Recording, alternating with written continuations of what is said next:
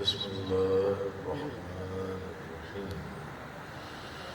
إن الله يأمر بالعدل والإحسان، وقال الله تبارك وتعالى في شأن نبيه صلى الله عليه وسلم: إن الله وملائكته يصلون على النبي يا أيها الذين آمنوا صلوا عليه وسلموا تسليما. سب دوست محبت اور خلوص کے ساتھ درود شریف پڑھیں. الصلاۃ والسلام علیک یا سیدی یا رسول اللہ وعلی آلک و صحابک یا سیدی یا حبیب اللہ. آپ نے وہ حدیث بھی سنی ہوگی کہ جو بندہ درود پڑھے، جیسے کہ ابھی آپ سب لوگوں نے درود شریف پڑھا، تو اگر وہ بندہ بیٹھا ہوا ہے تو اس کے کھڑی ہونے سے پہلے، اور اگر کھڑا ہوا ہے تو اس کے بیٹھنے سے پہلے اس کے سارے گناہ معاف کر دیے جاتے ہیں. ایک دفعہ اور برکت کے لیے درود شریف پڑھ لیں. الصلاۃ والسلام علیک یا رسول اللہ وعلی آلک و صحابک یا سیدی یا حبیب. آپ دوستوں نے مجھے چند کلمات بولنے کے لیے کہا. جہاں آپ جیسے قابل لوگ موجود ہوں، پڑھے لکھے لوگ موجود ہوں، وہاں میرے جیسا کم علم بندہ کیا بات کرے گا. مگر دو چار کلمات ہی انشاءاللہ کہ جیسے بزرگوں نے کہا ہے کہ دشمنوں کے دشمن بھی دشمن ہوتے ہیں، اسی طرح دوستوں کے دوست بھی دوست ہوتے ہیں، اور محبوب سے محبت کرنے والے جو لوگ ہیں وہ بھی سب محبوب ہوتے ہیں. یہ بزرگوں نے فرمایا. تو چونکہ منیر بھٹی صاحب سے پہلے میری کافی ملاقاتیں یہیں اسی آستانے کے اوپر ہو چکی ہیں. احمد صاحب اور محمد صاحب کی وساطت سے کافی دفعہ ان سے ملاقات ہوئی. بہت اچھے انسان ہیں، بہت ہنسمکھ اور اہل دل لوگوں میں سے. تو احمد صاحب اور محمد صاحب نے مجھے کہا کہ بابا ایسے ایسے منیر بھٹی صاحب کے لیے خصوصی دعا، اور یہ ان کے آنر میں یہ پروگرام ہم رکھنا چاہ رہے ہیں درگاہ کی طرف سے. تو اس سلسلے میں آج آپ سب لوگوں سے ملنا، جو ان سے ملنے کا اتفاق. بہرحال میں وہ پڑھی لکھی باتیں تو آپ لوگوں کے سامنے نہیں کر سکتا جو یہاں سب سپیکرز نے کی ہیں آپ کے سامنے، لیکن جو آیے کریمہ سورۃ النحل کی آیت نمبر 90 کا ایک چھوٹا سا حصہ میں نے آپ کے سامنے بیان کیا. ان اللہ یأمر بالعدل والاحسان، کہ یہ وہی آیت ہے جو ابھی بیرسٹر احمد محسن حسنی صاحب نے بیان کی تھی. آپ سوچ رہے ہوں گے کہ انہوں نے بھی اسی آیت کی تفسیر بیان کرنے کی کوشش کی، اور بندہ ناچیز بھی اسی آیت کی تفسیر یا بیان کرنے کی کوشش، وہی آیت انہوں نے بھی پڑھ دی جو ان سے ہے. تو کہنے کا مقصد یہ ہے کہ قرآن جو ہے یہ اتنا بڑا سمندر ہے، اتنا بڑا وسیع اور گہرا سمندر ہے کہ آج تو ویسے عالم دین اور ویسے بزرگ نہیں پائے جاتے جو کبھی کسی دور میں بغداد شریف کی فضاؤں میں حضور سلطان الاولیاء جیلانی محبوب سبحانی قطب ربانی شہباز لامکانی غوث سمدانی قندیل نورانی شان سلیمانی تفسیر قرآنی لال بدخشانی حضرت میرا محی الدین شیخ عبد القادر جیلانی رضی اللہ تعالی عنہ جیسے بزرگ، جو کہ جن کی قرآن کی تفسیر سننے کے لیے دنیا کے مختلف علاقوں سے بڑے بڑے مفسر قرآن اور محدث آیا کرتے تھے، تو ایک محدث آپ کی بارگاہ میں بیٹھے ہوئے، تو آپ نے ایک تفسیر کی، ایک آیت کی تفسیر بیان کی. انہوں نے کہا یہ تو میں جانتا ہوں، بڑے مشہور محدث ابن جوزی، آپ نے نام سنا ہوگا. حضور غوث اعظم نے اسی آیت کی ایک اور تفسیر بیان کی. انہوں نے کہا میں تو یہ بھی جانتا ہوں. حضور غوث اعظم نے اسی آیت کی ایک تیسری تفسیر بیان کی. انہوں نے کہا میں تو یہ بھی جانتا ہوں. آپ نے پھر ایک تفسیر بیان کی، 7 تفسیروں تک. انہوں نے کہا یہ بھی میں جانتا ہوں، یہ بھی میں جانتا ہوں. اب جب اسی آیت کی 8ویں تفسیر بیان کی، انہوں نے کہا یہ میرے علم میں نہیں ہے. پھر آپ نے اس کی 9ویں تفسیر بیان کی. انہوں نے کہا یہ بھی میرے علم میں نہیں ہے. پھر انہوں نے 10ویں تفسیر بیان کی اسی ایک آیت کی. انہوں نے کہا یہ بھی میرے علم میں نہیں ہے. اور جب حضور غوث اعظم نے 40 تفسیریں بیان کر دیں، اپنے وقت کے بہت بڑے محدث، اور انہوں نے بے شمار کتابیں لکھی ہیں آج سے 1100 سال پہلے، 1000 سال پہلے. تو وجد کی حالت میں یہ وہ بزرگ تھے جنہوں نے اپنے کپڑے پھاڑ دیے. انہوں نے کہا کہ اتنا عجیب و غریب علم کہ قرآن ایک ایسا سمندر ہے کہ جن کے اوپر اللہ نے اس کو کھول دیا، وہ تو اس کی تفسیر بیان کرنا شروع کر دیں تو یہ تو دنیا اور مدتیں گزر جائیں، ایک آیت کیا ایک لفظ کی تفسیر بھی بیان نہ ہو سکے. نعرہ تکبیر، نعرہ رسالت، نعرہ رسالت. بہرحال میرا کہنے کا مقصد یہ ہے، جیسے کہ بیرسٹر احمد محسن صاحب نے کہا کہ یہ جو وکالت ہے قیامت والے دن، یہ وکالت اتنا مقدس پیشہ ہے، اتنا مقدس پیشہ ہے. آپ سب وکیل ہیں، مجھ سے زیادہ پڑھے لکھے ہیں، مجھ سے زیادہ سمجھدار ہیں، مجھ سے زیادہ دنیا میں بیٹھتے ہیں، دنیا کو سمجھتے ہیں. اتنا مقدس پیشہ ہے. آپ یہ دیکھیے کہ قیامت والے دن وکالت ہی کا منصب نبیوں کے تاجدار حضرت محمد مصطفیٰ صلی اللہ علیہ وسلم کو عطا کیا جائے گا. اور وہاں آپ کے وکیل یہ نہیں ہوں گے، یہ لوگ، یہ ایڈوکیٹ محمد بن محسن یا بیرسٹر احمد بن محسن یا ہمارے دوست منیر بھٹی صاحب، یہ وکیل نہیں ہوں گے ہمارے. وہاں وکیل ہوں گے نبیوں کے تاجدار، نبیوں کے سلطان، جنہوں نے وہاں پر ان کی بھی وکالت کرنی ہے اور ان کی بھی وکالت کرنی ہے. وہاں کوئی اور وکیل نہیں جو کسی کے لیے کھڑا ہو سکے. وہاں اللہ کی بارگاہ میں بس وہی کھڑے ہوں. اس لیے انہوں نے جن سوشل ریفارمز، لیگل ریفارمز کی بات کی، میں تو یہ سمجھتا ہوں کہ جیسے انہوں نے کہا کہ ہم اس درگاہ کے اوپر آئے ہیں، تو میں سمجھتا ہوں کہ اللہ تعالیٰ آپ سب لوگوں کی دعا سے ان کو ان کے نیک مقاصد کے اندر کامیابی عطا فرمائے، کامیابی عطا فرمائے. اور ان نیک مقاصد کے لیے جیسے کہ بیرسٹر احمد محسن نے کہا کہ ایمان کی شمع، ایمان کی شمع یہ دل میں روشن ہونی چاہیے. ایمان کی شمع. ان اللہ یأمر بالعدل والاحسان. اللہ نے آپ کو اگر کوئی منصب دیا ہے، کسی مقام کے اوپر بٹھایا ہے، آپ کو کوئی علم دیا ہے، یہ علم آپ نے خود بظاہر آپ نے حاصل کیا ہے. اگر اللہ وہ اسباب ہی نہ بناتا جن اسباب کے ذریعے آپ نے علم حاصل کیا ہے، تو آج آپ کہاں سے وکیل ہوتے.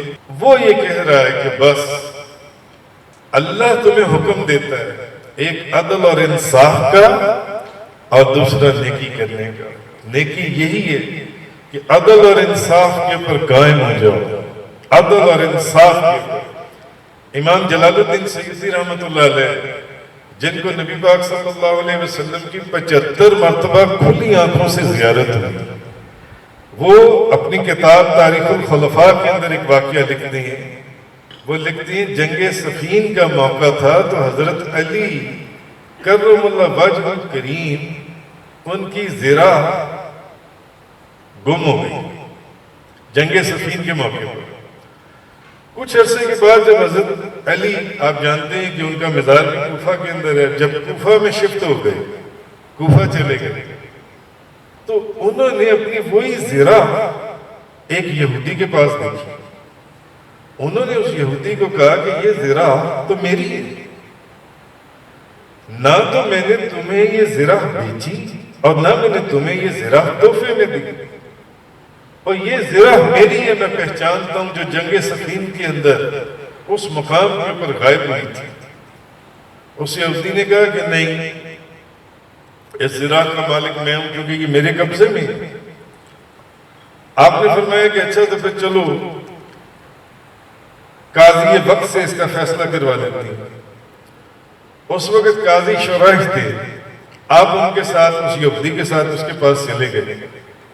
اب قاضی شرائح نے جب دیکھا کہ امیر المومنین،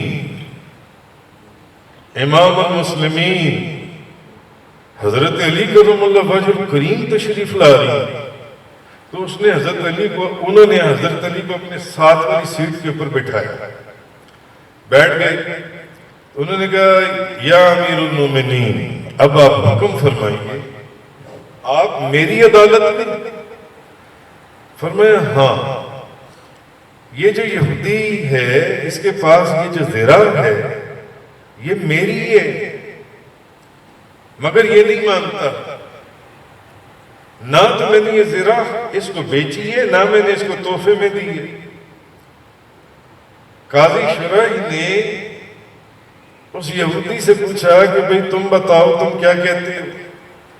اس نے کہا قاضی صاحب دیکھیں، زرہ اس وقت میری ملکیت میں ہے اور میرے قبضے میں ہے، اگر یہ زرہ حضرت ان کی ہے تو پھر ان کو کہیں کہ کوئی گواہ یا دلیل لے کر آئیں، کوئی گواہ پیش کریں عدالت میں۔ قاضی شرائح نے حضرت علی کو دیکھا، انہوں نے کہا یا امیر المومنین، آپ کے پاس کوئی دلیل یا گواہ؟ انہوں نے کہا ہاں، میرے دونوں بیٹے کمبر اور حسن، میرے دونوں بیٹے گواہ ہیں کہ یہ زرہ میری ہے، وہ پہچانتے ہیں میری زرہ کو، کیونکہ یہ تو میری تھی، میں بھی اپنی زرہ کو پہچانتا ہوں۔ قاضی شرائح نے حضرت علی کو کیا کہا؟ انہوں نے کہا یا امیر المومنین، باپ کے حق میں بیٹے کی گواہی قابل قبول نہیں اور جائز نہیں، جائز نہیں۔ اس لیے یہ زرہ جو بظاہر ثبوت ملتے ہیں وہ پھر اس یہودی ہی کی۔ وہ یہودی یہ سارا منظر دیکھ رہا تھا، سارا منظر دیکھ رہا تھا۔ آج ہمارے اعمال کے اندر برکت کیوں نہیں ہے؟ ہماری زبان کے اندر برکت کیوں نہیں ہے؟ اس لیے کہ ہم سب لوگ نہیں، ہر پیشے کے اندر بہت برے لوگ بھی ہیں اور بہت نیک لوگ بھی ہیں، ہر پیشے کے اندر۔ اس لیے کہ ہم اللہ اور اس کے رسول کے احکامات کو چھوڑ بیٹھے ہیں۔ انسان کو اللہ نے کس لیے بنایا تھا اور انسان کر کیا رہا ہے؟ انسان کن کاموں کے اندر مصروف ہے؟ میں بھی چند دن پہلے ایک کلپ دیکھ رہا تھا، ایک بہت قابل انسان، ریسرچ اسکالر بھی ہیں اور بہت بڑے وہ جرنلسٹ بھی ہیں، تو انہوں نے کہا، بڑی انہوں نے کمال بات کہی، انہوں نے کہا کہ یوٹیوب کے اوپر آپ کوئی حدیث کوٹ کر دیں، آپ آزما کے دیکھ لیں، آپ سب لوگ جا کر آج رات کو آزما کے دیکھ لیں، آپ یوٹیوب کے اوپر کوئی حدیث کوٹ کر دیں یا قرآن کی آیت کوٹ کر دیں یا کوئی اچھی نیک بات کوٹ کر دیں، تو ہوگا کیا؟ سبسکرائب کرنے والے تو بہت دور کی بات ہے، کوئی ویو کرنے والا ہی نہیں ہوگا، اس کی ویورشپ 0، 5-10 بندے۔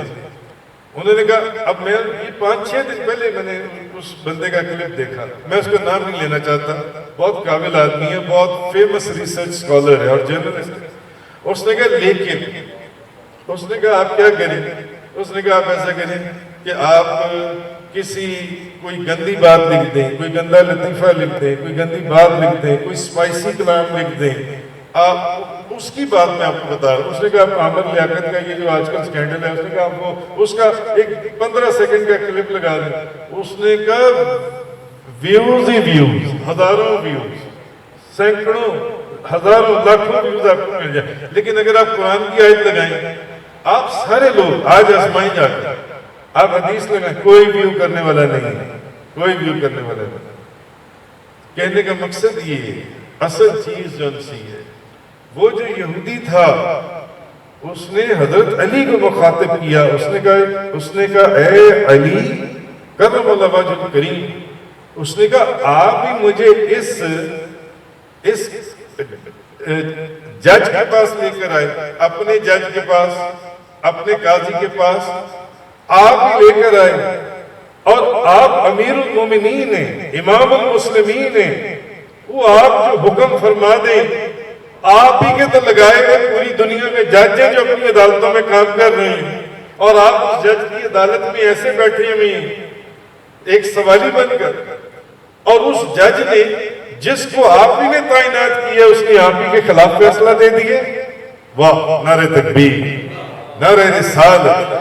اس یہودی نے کہا میں گواہی دیتا ہوں کہ یہ دین برحق ہے، میں گواہی دیتا ہوں کہ اللہ کے سوا کوئی معبود نہیں ہے، میں گواہی دیتا ہوں کہ محمد صلی اللہ علیہ وسلم اللہ کے بندے اور اس کے رسول ہیں. وہ یہودی کلمہ پڑھ کر مسلمان ہو گیا. حضرت علی نے جب یہ دیکھا کہ وہ یہودی مسلمان ہو گیا تو آپ اتنا خوش ہوئے، آپ نے ایک بڑا قیمتی گھوڑا اس کو دیا، اور نہ صرف گھوڑا دیا، اس یہودی نے کہا اے قاضی یہ وقت یہ سچ کہتی ہیں، یہ زیرہ انہی کی ہے، میں جھوٹ بول رہا تھا. حضرت علی نے وہ زیرہ بھی اس یہودی کو ہی دے دی تحفے کے اندر. کہنے کا مقصد یہ ہے کہ آپ دیکھیے کہ حضرت اسامہ بن زید جب حضور کی بارگاہ میں گئے، جب فتح مکہ کے موقع کے اوپر ایک عورت نے چوری کی اور وہ لوگ اس چیز سے گھبرا گئے کہ نبی پاک صلی اللہ علیہ وسلم نے حکم دینا ہے اس کا ہاتھ کاٹنے کا، تو لوگ حضرت اسامہ بن زید کے پاس گئے، کیونکہ حضرت اسامہ بن زید حضور کے بہت قریب تھے. اور حضرت اسامہ بن زید نے جب حضور سے عرض کیا تو نبی پاک صلی اللہ علیہ وسلم جلال کے اندر آ گئے، جلال میں، اور فرمانے لگے اے اسامہ اللہ کی حدود کے متعلق تم مجھ سے سفارش کرتا ہے؟ اس عورت کی قسم ہے اس ذات کی جس کے قبضہ قدرت میں محمد صلی اللہ علیہ وسلم کی جان ہے، اگر اس فاطمہ کی بجائے میری بیٹی فاطمہ ہوتی تو میں اس کا بھی ہاتھ کاٹتا. اور پھر حضور نے اس عورت کا ہاتھ کٹوا دیا. کہنے کا مقصد یہ ہے کہ اللہ تعالیٰ، میں تو جب آپ ایک ایسی جگہ پر آئی ہیں تو میں تو یہی دعا کروں گا کہ اللہ تعالیٰ آپ لوگوں کو ان مبارک قدموں کے اوپر اور ان مبارک راستوں کے اوپر اور آپ لوگوں کی نیک خواہشات اور تمناؤں کے مطابق اللہ تعالیٰ آپ کو خصوصاً منیر بھٹی صاحب کو اس میں ضرور کامیابی اور کامرانی عطا فرمائے. لیکن میری عرض صرف اتنی ہے کہ دنیا کا وقت بہت تھوڑا ہے، ہم سب کی نمبرنگ ہو چکی ہے، سب کی نمبرنگ ہو چکی ہے، بس ہر اپنے اپنے نمبر کے اوپر ہر کسی نے چلے جائے. وقت بہت کم ہے، وقت بہت کم ہے. مگر اگر یہی پیشہ جس کو آپ وکالت کہتے ہیں اور آپ سب وکیل ہیں الحمدللہ رب العالمین، اگر یہ ان قدمین شریفین کو فالو کرتے ہوئے چلیں جو مبارک قدم مدینہ طیبہ میں اٹھتے تھے یا کوفہ میں اٹھتے تھے یا بغداد میں اٹھتے تھے، تو یقین جانیے اس سے بڑی کامیابی، کامرانی، رحمت اور برکت اور کچھ ہوئی. بڑے بڑے دنیا کے اندر آپ تاریخ، آپ تو میرے سے زیادہ پڑھے لکھے لوگ ہیں، بڑے بڑے دنیا کے جو قابل وکیل اور جج ہوئی ہیں وہ اپنے اپنے وقت کے بہت بڑے غوث قطب ابدال اور قلندر نعرہ تکبیر، نعرہ رسال، نعرہ رسال. بس صرف اتنا ہے کہ جب آپ ان راستوں کے پر چلیں اللہ کو کامیابی عطا فرمائے، برکتیں عطا فرمائے اور رحمتیں اور عظمتیں اور نعمتیں عطا فرمائے. جب آپ ان راستوں کے اوپر چلیں تو پھر آپ حق اور سچ کا ساتھ عطا فرمائے. بس صرف حق اور سچ کا.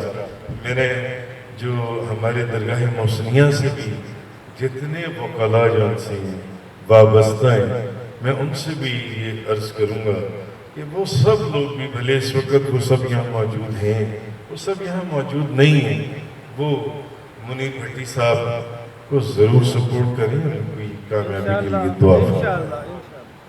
آخر دعوانا العالمین الرحمن الرحیم صلی اللہ علیہ حبیبی سیدنا محمد وآلہ وصحبہ وبارک وسلم.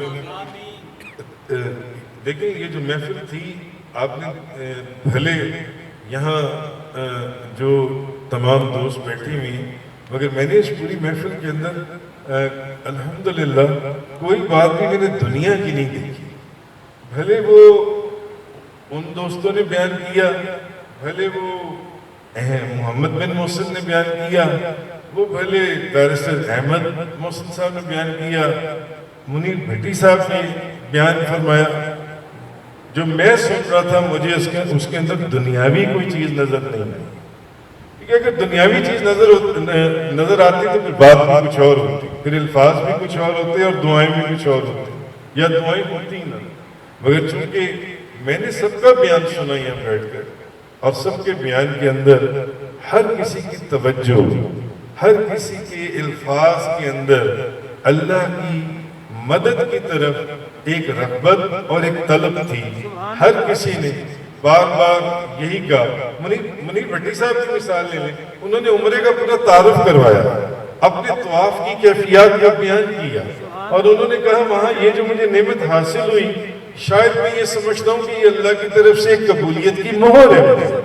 تو کہنے کا مقصد یہ ہے کہ جب یہ ساری چیزیں یہاں جتنا بھی بیان ہوا اللہ اور اس کے رسول کے جو ایک سرکل ہے اس کے اندر بیان ہوا، تو پھر ہم دعا کرتے ہیں کہ اللہ تعالیٰ صدقہ نبی کریم صلی اللہ علیہ وسلم کا منیر بھٹی صاحب کو کامیابی عطا فرمائے اور اس کی رضا میں راضی رہنے کی توفیق عطا فرمائے.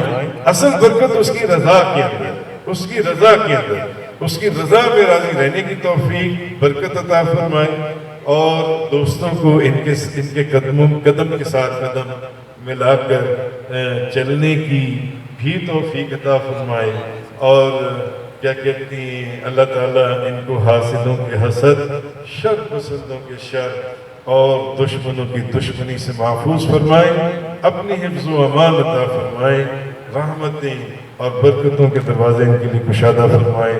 صلی اللہ علیہ یا مالک الرکاب یا مفتح الابواب یا مسبب الاسباب حی لنا سبب اللہ نستطیع له طلبا. صلی اللہ علیہ سیدنا و مولانا محمد و آلہ و صحبہ وبارک وسلم.